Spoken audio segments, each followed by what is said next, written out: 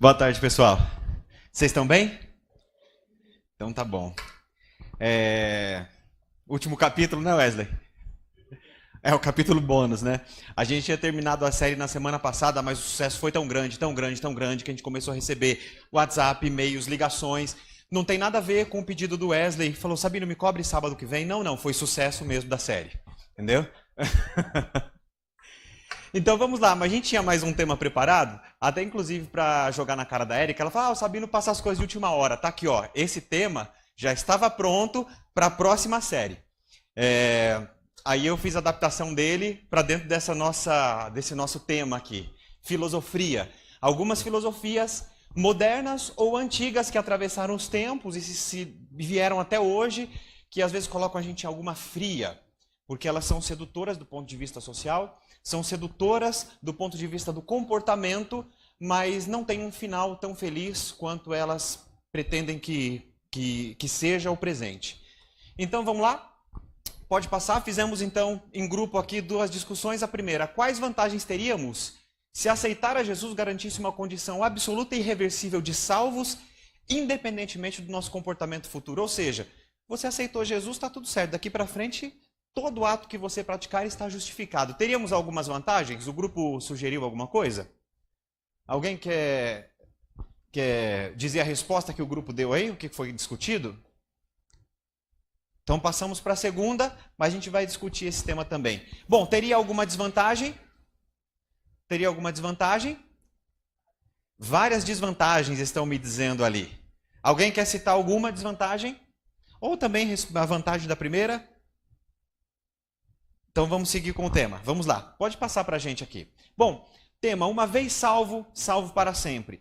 É um tipo de filosofia moderna, é uma doutrina moderna que até hoje muitas igrejas, muitas doutrinas adotam como axioma, uma vez salvo, salvo para sempre. O que isso quer dizer? A partir do momento que você aceitou Jesus, essa é uma condição irreversível.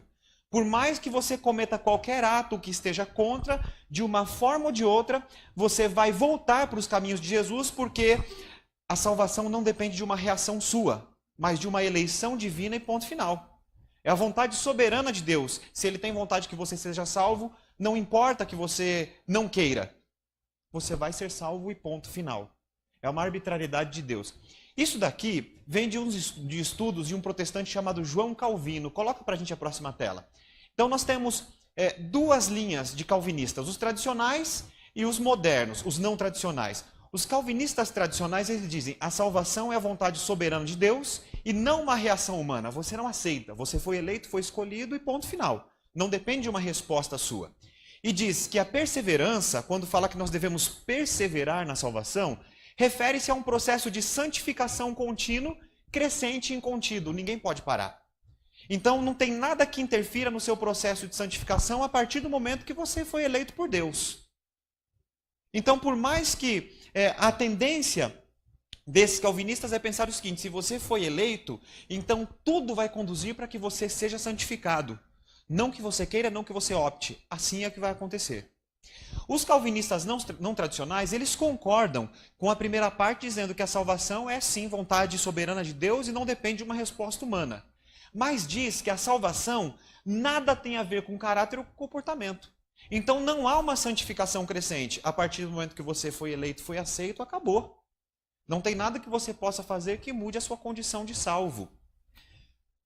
Essa doutrina ela é um tanto quanto sedutora, por quê? Porque deixa a gente à vontade. A gente não precisa ficar pensando no nosso comportamento, medindo os nossos atos, porque afinal de contas eu já fui salvo, já estou com esse selo, eu não tenho mais como me livrar dessa salvação.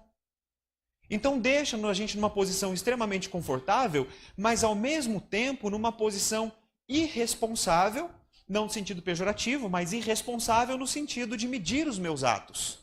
Porque se eu fui salvo, eu estou salvo e ponto final.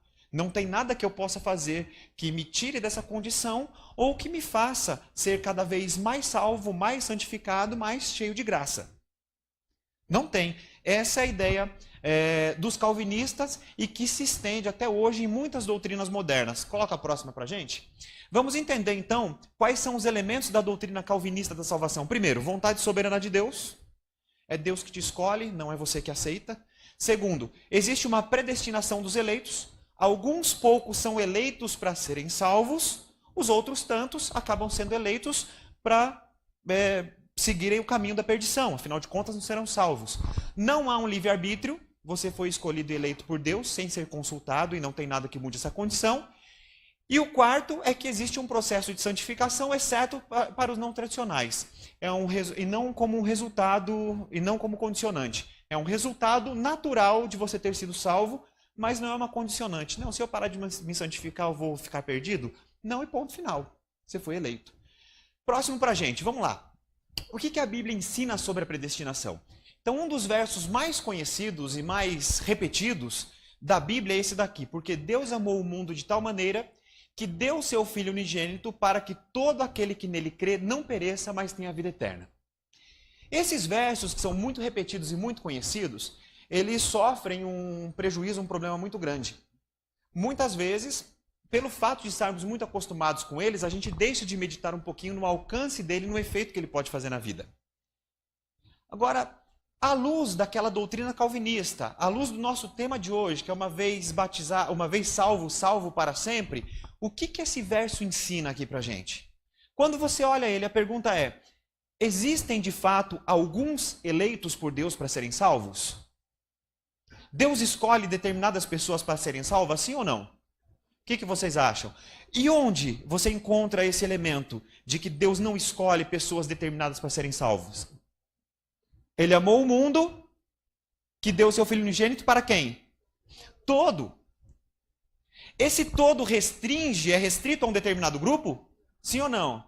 Não. Então, para todo aquele que nele crê, não pereça, mas tenha vida eterna. Coloca a próxima tela. Dá uma olhadinha nesse verso. Primeiro nós temos uma oferta. Que oferta foi essa? Naquele verso. Qual foi a oferta? Pode colocar ali. A oferta foi a salvação pelo Filho unigênito. Então a oferta é: Deus deu o seu Filho unigênito. Então a salvação em Cristo foi a oferta desse verso. Quem era o público-alvo? O mundo, ou todos. Então Deus amou o mundo, Ele não amou uma parcela do mundo, uma parte do mundo, uma região, as pessoas que habitam uma região geográfica do mundo. Ele amou o mundo. Agora tem um elemento que é condicionante. Qual que é o condicionante? Antes de colocar na tela, qual? Crer, pode colocar pra gente ali. Crer. Então você percebe que aceitar a salvação e manter-se salvo depende de um elemento condicionante, que é o crer. Então esse verso, por mais conhecido que seja, ele foi desprezado na doutrina que diz que uma vez salvo, salvo para sempre. Afinal de contas, existe uma condição para que essa oferta seja aceita e seja aproveitada por você. A crença no Filho unigênito, na salvação pelo Filho unigênito. E todos podem crer? Todos podem, porque diz que foi dado para todos. E esse amor que Deus devotou não foi a um grupo determinado, mas foi ao mundo. Passa o próximo para a gente. Então você preenche agora no seu guia de mensagem. O que a Bíblia ensina sobre a predestinação? Diz que o que determina a nossa salvação, pode colocar na tela, não é uma eleição arbitrária de Deus, mas a aceitação pessoal do sacrifício de Cristo a nosso favor. Então a salvação não é uma decisão de Deus. Ele não te elege e ponto final, independente do seu livre-arbítrio. Você exerce sim o seu livre-arbítrio para dizer quero ou não quero, aceito ou não aceito, ou usando o verbo de João 3,16, creio ou não creio. Você tem essa liberdade. Coloca a próxima para a gente. Você preenche agora no seu guia de mensagem. Então é a nossa fé contínua que nos mantém salvos até o final. Sabendo, então, você está me dizendo que existe a possibilidade de, mesmo você um dia tendo aceitado Jesus como Salvador pessoal, você se desfazer ou se desvencilhar dessa condição e de salvos você passar a perdido? É exatamente isso e nós vamos ver um pouquinho mais para frente. Pode colocar a próxima para a gente? Bom, agora tem um verso bíblico que é usado como fundamento para muitas pessoas que querem defender essa condição permanente de salvo e que não depende da sua situação. Então, olha só, em Romanos 8, dos 28 ao 30 diz assim: E sabemos que todas as coisas contribuem juntamente para o bem daqueles que amam a Deus, daqueles que são chamados segundo o seu propósito. Dá uma olhadinha aqui. Porque os que dantes conheceu, também os predestinou para serem conformes à imagem e semelhança de seu filho, a fim de que ele seja o primogênito entre muitos irmãos. E aos que predestinou, a este também chamou, e aos que chamou, a este também justificou, e aos que justificou, a este também glorificou. Você percebe que um dos verbos mais corriqueiros aqui, ou centrais nesse verso, é o verbo predestinou, certo ou errado? Então a Bíblia fala de predestinação. A pergunta que eu faço para vocês é, ali está dizendo que Deus predestinou alguns. E que estes ele chamou, e os que chamou ele também justificou, os que justificou também glorificou. E como é que fica então a interpretação desse texto de Romanos, à luz do que foi explicado em João 3,16, que diz que a salvação é para todos? Como que a gente vai conciliar o termo predestinação com o termo que Deus amou o mundo de tal maneira para todo aquele que nele crê? Como que a gente junta uma coisa com outra? Se você der uma analisada nesse verso, tem um elemento que às vezes escapa da gente ali, que é o seguinte. Olha, porque os que dantes conheceu também os predestinou para serem conformes à imagem de seu filho. Pausa aqui um pouquinho. Quem foi criado à imagem e semelhança de Deus? E quando a gente fala de Deus, nós não estamos nos restringindo à figura do Pai, mas Pai, Filho e Espírito Santo. Quem foi chamado a ser a imagem e semelhança de Deus? O homem. Então, se a gente for pensar bem, esse verso, se ele for restritivo, ele aplica-se só a Adão, concorda? É ou não é? Só ele foi chamado a ser a imagem e semelhança de Deus. Estou certo ou estou errado? Mas agora, a partir de Adão, quem é a imagem e semelhança de Deus? Todo ser humano. Então, quando você olha para aquele verso e fala assim, predestinou para serem conformes à imagem de seu filho, quem que ele predestinou? Todos. Absolutamente todos. Você fala assim, então, mas se estão todos predestinados, todos serão salvos? É outra pergunta que surge. Aí você continua ali. A fim de que ele seja o primogênito, e essa palavra é interessante. O que é primogênito? É o primeiro. É o filho mais velho. É ou não é? Só que só existe a aplicação do termo primogênito se você tem um segundo da espécie que seja mais novo. Do contrário, você é filho único. Aí, no caso, você é unigênito. Se você é primogênito, significa que você é o irmão mais velho. Agora, vejam só. Quando fala a imagem de seu filho a fim de que ele seja o primogênito entre muitos irmãos, significa que por mais que um tenha sido predestinado à salvação, como se ele seria o primogênito se ele fosse o último? O único. Então, significa que a partir de um que aceitou a salvação, outros também conheceriam essa salvação, certo ou errado? Então a gente não pode dizer que Deus elegeu um determinado grupo de pessoas ou um número certo de pessoas. Afinal de contas, mesmo que ele tenha chamado um, a partir desse um, outros conheceriam a salvação. Então não existe um grupo eleito e fechado para isso. E diz, aí interessante, a fim de que ele seja o primogênito entre muitos irmãos, e diz, e aos que predestinou, portanto, quantos? Todos. Então, aqueles todos, a este também chamou. Ele chamou quantos? Muito bem. E é o seguinte, e aos que este chamou, a estes também justificou. Acontece que o verbo chamar ali na segunda colocação, ele tem uma conotação de aceitação. Então, ele predestinou todos, ele chamou todos, e aqueles que aceitaram, ele justificou. Então, aqueles que aceitaram a salvação, que veio pelo unigênito do Pai, que veio por Jesus, então ele justificou os atos concedendo o perdão. E para aqueles que não aceitaram? Exercitaram o seu livre-arbítrio de não aceitar. Ah, não, mas Deus disse que ele está salvo e ponto final. Não. O verso vai contra essa ideologia. E aos que chamou, a este também justificou, e aos que justificou, a este também glorificou, ou seja, prometeu a glória, estão vivendo no caminho da salvação. Coloca o próximo para a gente aqui. Olha só que interessante. Mas agora se manifestou uma justiça que provém de Deus, independente da lei, do mesmo livro de Romanos, da qual testemunham a lei e os profetas, justiça de Deus mediante a fé em Cristo, para todos os que creem. Crença como elemento condicionante. Não há distinção, Pois todos pecaram e estão destituídos da glória de Deus, sendo justificados gratuitamente por sua graça, por meio da redenção que há em Cristo Jesus. Então veja só, quantos pecaram e quantos precisam da graça? Então eu não posso dizer, olha, todos pecaram, só que eu vou dar um tratamento especial de perdão e justificação só para alguns. Os outros, infelizmente, não terão essa oportunidade, porque não sei cabeça de Deus. Então, se todos pecaram, todos necessitam dessa graça, então essa graça é estendida a todos. Deus o ofereceu como sacrifício para propiciação mediante a fé, pelo seu sangue demonstrando a sua justiça. E diz, mas no presente demonstrou a sua justiça, a fim de ser o justo e justificador daquele que tem fé em Jesus. A crença como elemento condicionante. Portanto, o que define a salvação não é uma eleição arbitrária e prévia de Deus. O que define a salvação é a sua condição agora, de aceitação ou não, de crença ou não. Então a salvação ela é estendida a todos, mas o efeito dela depende única e exclusivamente de você exercendo o seu livre-arbítrio. Livre-arbítrio que é negado nas outras doutrinas que nós estamos estudando. Coloca o próximo para a gente.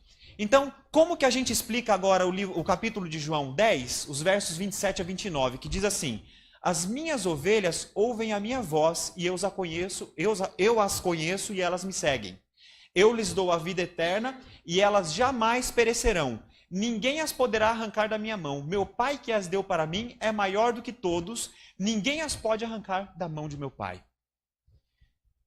Qual que é a interpretação que se aplica para aqueles que seguem a teoria do uma vez salvo, salvo para sempre? Ele diz o seguinte, a partir do momento que você foi salvo, que Deus entregou você nas mãos de Jesus, que é o Salvador, nada, absolutamente nada, pode tirar você das mãos dele. Portanto, você está predestinado à salvação. Se você foi salvo uma vez, está nas mãos de Jesus, ninguém te tira daquilo ali.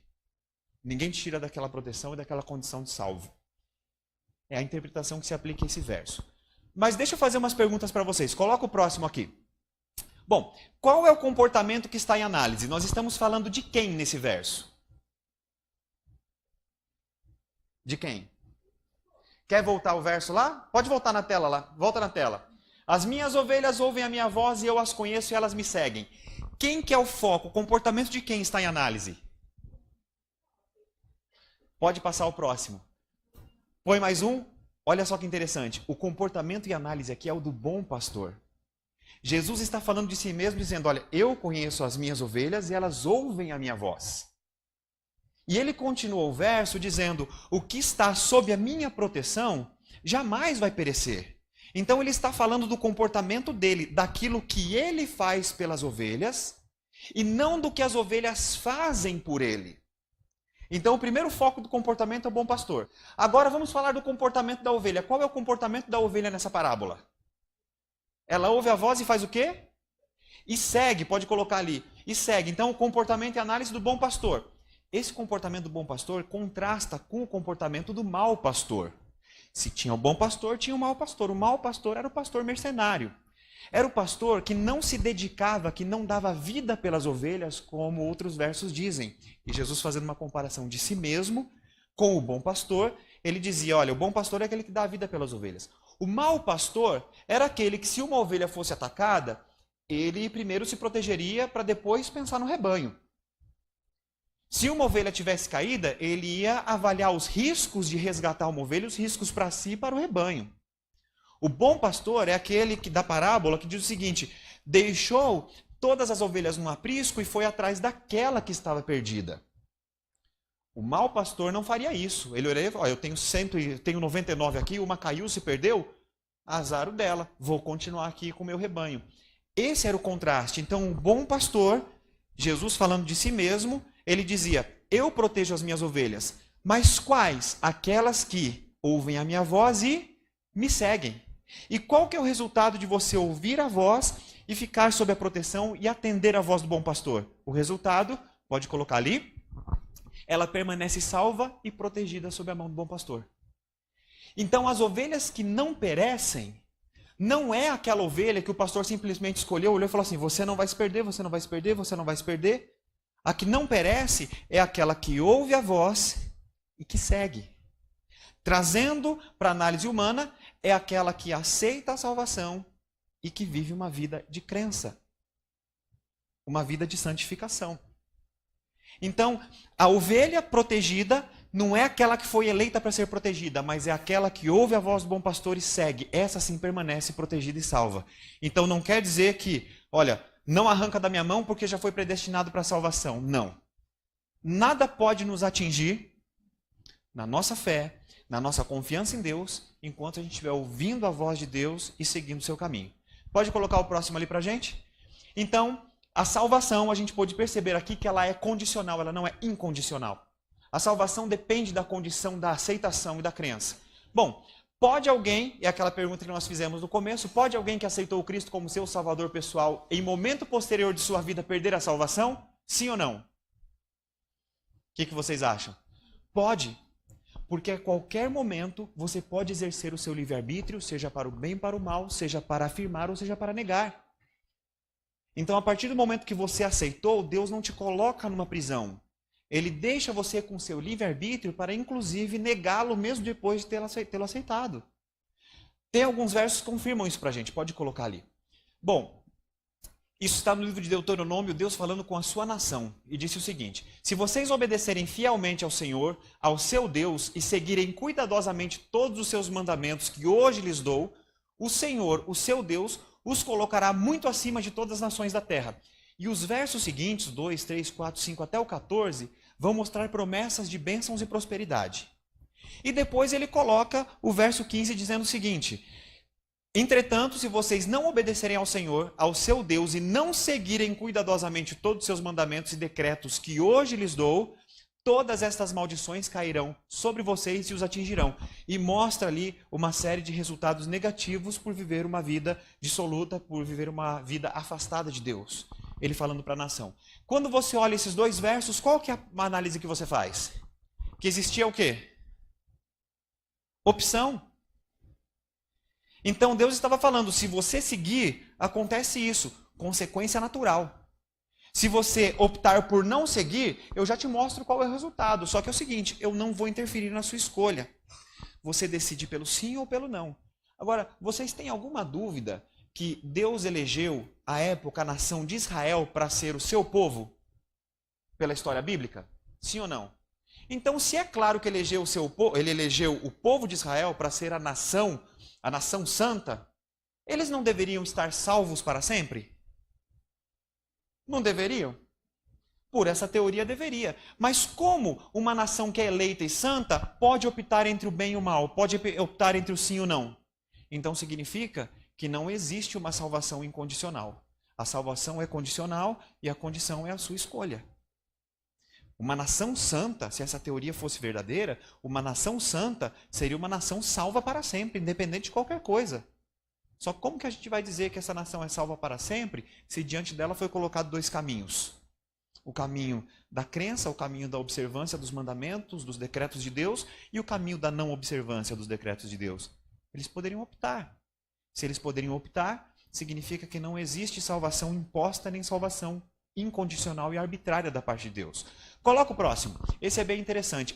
Antes do verso, preenche aí no seu guia de mensagem. Então, a condição, pode colocar para a gente, a condição de salvo vincula-se intimamente à aceitação e obediência. E nós vimos na semana passada a aplicação do termo obediência, né? Nós temos uma ideia de que obediência é imposição, quando na verdade, quando Deus trata de obediência, ele fala do alinhamento da sua vontade com a vontade dele. Isso é obediência, não é uma imposição. Vamos colocar o próximo? Olha só, está certo. O apóstolo Paulo falando, eles, porém, foram cortados devido à incredulidade e você permanece pela fé. Não se orgulhe, mas tema, pois se Deus não poupou os ramos naturais, também não poupará você. O que está dizendo aqui? Está dizendo que o evangelho foi dado primeiro para os judeus. Histórico. Primeiro para os judeus. Só que depois o evangelho foi estendido para quem? Para os gentios, para todos. Então ele falou o seguinte, olha, eles porém foram cortados devido à incredulidade, você permanece pela fé. E fala, se Deus não poupou os ramos naturais, quais são os ramos naturais? Os judeus, aqueles que primeiro foram chamados para serem salvos. E disse, esses que foram chamados para serem salvos, portanto deveriam ser salvos para sempre, eles perderam essa condição por causa da incredulidade. Enquanto criam, estavam salvos, estavam protegidos, estavam sob os cuidados do bom pastor. Quando passaram a não crer mais, perderam essa condição, portanto não existe um salvo que seja salvo para sempre. Crença é elemento condicionante. E diz, esses são os ramos naturais, aqueles que primeiro receberam o evangelho. E diz, e também não poupará você. Se vocês agirem da mesma forma, com incredulidade, vai acontecer a mesma coisa. Então olha, vocês permanecem pela fé, então não se orgulhem disso. Mas temam, tenham cuidado. Sabe? Tomem cuidado com isso, sejam criteriosos na observância das ordens de Deus. Sabe por quê? Porque se aqueles que receberam primeiro o evangelho estavam salvos e agiram com incredulidade, se vocês fizerem o mesmo, vocês também terão o mesmo destino. Aquele ramo natural foi cortado. Você que foi um ramo enxertado, também será cortado. A salvação é a mesma, mas a condicionante também que é a crença. Coloca o próximo para a gente. E olha esse verso que interessante. Ainda o apóstolo Paulo.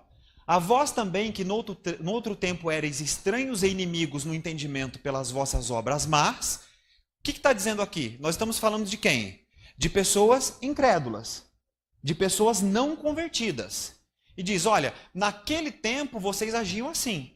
Mas agora, contudo, vos reconciliou no corpo da sua carne pela morte, perante ele vos apresentar santos, irrepreensíveis e inculpáveis, se na verdade permanecerdes fundados e firmes na fé. Então está dizendo, você não era converso, você era incrédulo, você passou a crer. Então agora, você perante ele está irrepreensível e inculpável, mas na verdade, se você permanecer fundado e firme na fé, e não vos moverdes da esperança do evangelho que tendes ouvido, o qual foi pregado a toda criatura que há debaixo do céu e do qual eu, Paulo, sou ministro. Ou seja, você mantém a sua condição de irrepreensível, de reconciliado, de inculpável, se você permanecer firme na fé e se você não se mover da esperança do evangelho. Se ele coloca isso como condição, ele está dizendo, pode acontecer de você ser atacado de tal forma que você não queira mais seguir o caminho, que você queira se mover da esperança do evangelho. Mas não tem como você agir assim e continuar irrepreensível e inculpável.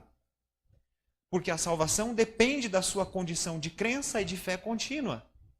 Coloca para a gente próximo. Preenche aí no seu guia de mensagem. Devemos também nos preocupar com a salvação uns dos outros. Bom, se uma vez salvo, salvo para sempre, eu não deveria me preocupar com ninguém, já que todos são predestinados. Só que olha o que o verso bíblico diz, coloca pra gente. Cuidado, irmãos, para que nenhum de vocês tenha coração perverso e incrédulo. Olha a palavra incredulidade aparecendo de novo. Que se afaste do Deus vivo. Portanto, a sua incredulidade pode provocar uma distância. Agora, como que eu permaneço salvo se eu estou distante daquele que provê a salvação? Se eu posso ficar distante dele, significa que a minha salvação também pode oscilar. Então, pelo contrário, encorajem-se uns aos outros todos os dias durante o tempo que se chama hoje, de modo que nenhum de vocês seja endurecido pelo engano do pecado, pois passamos a ser participantes de Cristo, desde que, condição, de fato nos apeguemos até o fim à confiança que tivemos no princípio. O que isso quer dizer? Quer dizer que a aceitação da salvação é uma jornada que a gente inicia. Nessa jornada nós podemos ter muitos percalços. Nessa jornada a gente pode enfrentar muitos intempéries. Nessa jornada a gente também pode usar para fortalecer a nossa fé as experiências que virão durante ela. Então quer dizer, se eu permaneço firme, se eu permaneço admoestando, se eu permaneço fortalecendo um ao outro, se nós fortalecemos e também recebemos esse fortalecimento, a nossa fé se firma. E se eu perseverar assim até o final, eu consigo manter a minha condição de salvo. E esse processo de fortalecimento é a nossa santificação. Coloca o próximo aqui para a gente. Aquele, porém... Então, a pergunta é, o que é essa perseverança dos santos que a Bíblia fala? Aquele, porém, que perseverar até o fim, este será salvo. No verso anterior, mostra o que é a perseverança até o fim. No Evangelho de Marcos, um pouquinho depois de Mateus, olha o que diz, pode colocar, bem interessante. E serei odiados por todos por amor do meu nome. Mas quem perseverar até o fim, esse será salvo. Sabe o que isso quer dizer? Que aceitar a Jesus, aceitar a crença, aceitar a fé, aceitar essa salvação, pode gerar muitos ônus para você. Talvez um problema familiar de pessoas que não aceitam porque você está agora mudando, migrando de uma fé para outra. Talvez você possa ter rupturas com amizades que não aceitam a sua nova condição, o seu novo estilo de vida. Olha, mas você era uma coisa, hoje você é outra. Então o que acontece? Você pode ser odiado a partir daí. Só que apesar de tudo isso, se você perseverar na sua fé, confiando em Deus, no fim você está salvo. Essa é a equação. Coloca o próximo para a gente. Olha só. Esse é um verso bíblico que eu fiz questão que vocês preenchessem. Vamos lá? Apocalipse 14, 12. Pode colocar. Aqui está a perseverança dos santos. Então, qual é a característica dessa perseverança? Qual é o ato que materializa essa perseverança? Aqueles que guardam os mandamentos de Deus e a fé em Jesus. Cuidado para não fazerem uma inversão aqui, que acontecia muito. Algumas pessoas achavam que por seguir a lei, por seguir regras, eles herdavam a salvação. E o caminho é o inverso. Primeiro você recebe a salvação. E a partir daí, aquilo que Deus pede para você fazer passa a ter sentido. Porque você vê que o comportamento adequado a uma pessoa salva são os mandamentos de Deus. Essa interpretação de mandamento aqui não é restritiva. Nós não estamos falando só dos 10 mandamentos. Nós estamos falando de tudo aquilo que Deus pede para você. Todo tipo de mudança de vida que Deus pede para você. Existem as ordens coletivas de Deus, que são os mandamentos dele, mas tem coisas muito específicas que ele vai pedir diretamente para você. Ou para você começar a praticar, ou para você começar a se abster. Todos somos diferentes e Deus tem, além dessas regras gerais e coletivas, ele também tem pedidos individuais que ele vai fazer só para você, e eu não tenho o direito de me meter nisso daí. E vocês também não têm direito de se meter no pedido das coisas que Deus faz para mim. Ele vai fazer algumas coisas bem individuais e você vai ouvir a voz dele. Então, a perseverança é guardar os mandamentos de Deus, atender a voz de Deus, atender aquilo que Deus pede para você individualmente, atender aquilo que Deus pede para você coletivamente. E manter a sua fé em Jesus. O que isso quer dizer? Reconhecer sempre que salvação só existe nele, que salvação é uma jornada que dia após dia eu preciso crescer na minha fé. Aliás, tem um verso que diz que Jesus crescia em estatura, sabedoria e graça. Mas peraí, como é que se cresce em graça? Você cresce em graça no momento que você aumenta o seu relacionamento com Deus e a sua santificação vai ficando mais forte, a sua espiritualidade vai ficando cada vez mais profunda, a sua confiança vai ficando cada vez mais inabalável. Agora, coloca o próximo para a gente. A salvação, preenche aí no seu guia. A salvação é assegurada, mas não garantida. Uma vez salvo, salvo para sempre? Não. Mas a salvação está à minha disposição? Sempre. Sempre à minha disposição. Mas a partir do momento que eu herdo, eu a mantenho com a minha fé, a mantenho com o meu comportamento, a mantenho com o meu relacionamento com Deus. É assim que se mantém. Então ela está assegurada. A qualquer momento você vai ter a salvação à sua disposição. Mas ela não está garantida do ponto de vista, aceitei, está tudo certo, agora não preciso se preocupar com mais nada. Então, você deve se preocupar, pode colocar a próxima tela para a gente, você deve se preocupar com perguntas do tipo, será que eu estou salvo? Ou outra pergunta, será que a minha fé é verdadeira? Será que eu estou vivendo de acordo com o que Deus pede para mim? Você deve ou não deve se preocupar com esse tipo de pergunta? Você falar, se uma vez salvo, salvo para sempre fosse verdade, eu não me preocuparia com nada disso. Mas agora eu tenho, né? Afinal de contas, eu que mantenho a minha salvação? Não, menos ainda.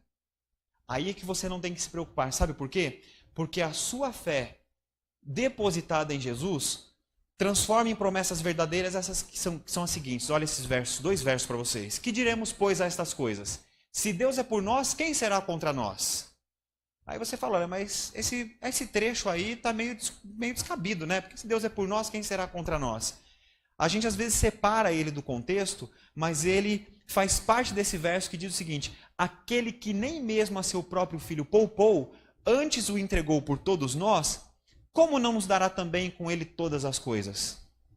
Então, você tem alguma ansiedade em relação a essas perguntas? É Deus quem vai diminuir essa ansiedade. Você tem alguma preocupação em relação a essas perguntas? É Deus quem vai te dar confiança para você viver tranquilamente. Você tem dúvida se está vivendo de acordo com a vontade de Deus ou não? É Deus quem vai responder para você o que Ele espera da sua vida. E Ele vai fazer isso dia após dia para que você tenha um cristianismo, uma santificação crescente, contínua. E o último verso que eu leio para vocês é: tendo por certo isto mesmo, que aquele que em vós começou a boa obra, a obra da salvação, a obra da santificação, a aperfeiçoará ou a completará até o dia de Cristo Jesus. Isso quer dizer o quê? Será que eu estou vivendo de acordo com o que Deus pede? Preocupe-se só em viver dia após dia. E Deus vai fazendo com que a sua santificação seja crescente. Você fala, mas quando que eu vou ser perfeito? Quem completa a obra em você é Deus. E esse processo vai até o dia em que Jesus voltar e que toda essa promessa que nós falamos hoje vai se completar e a gente vai poder finalmente concretizar, materializar a salvação, experimentar o resultado da salvação, porque dia após dia nós vamos sendo salvos. Que Deus te abençoe de uma maneira muito especial. Que a sua vida cristã não seja uma vida de ansiedade e preocupação, mas uma vida de se comprometer com Deus, uma vida bem tranquila e uma vida descansada na promessa de Deus de que é Ele quem vai completar cada dia a obra em você. Não tenta pegar a salvação com as suas próprias mãos, não tente fazer de você mesmo uma pessoa salva, porque em você não tem salvação, mas tem salvação em Jesus, que com muita paciência, com muita tranquilidade e também assim, deixando você bem relaxado dia após dia, vai tornando você uma pessoa cada vez mais santificada. Que Deus te abençoe de uma forma muito especial. Vamos orar juntos? Querido Deus, nós te agradecemos, porque o Senhor completa em nós a boa obra. Nós te agradecemos porque através do seu Filho nós temos a salvação. Nós te agradecemos porque algumas filosofias que nos metem em fria à luz da tua palavra são todas esclarecidas.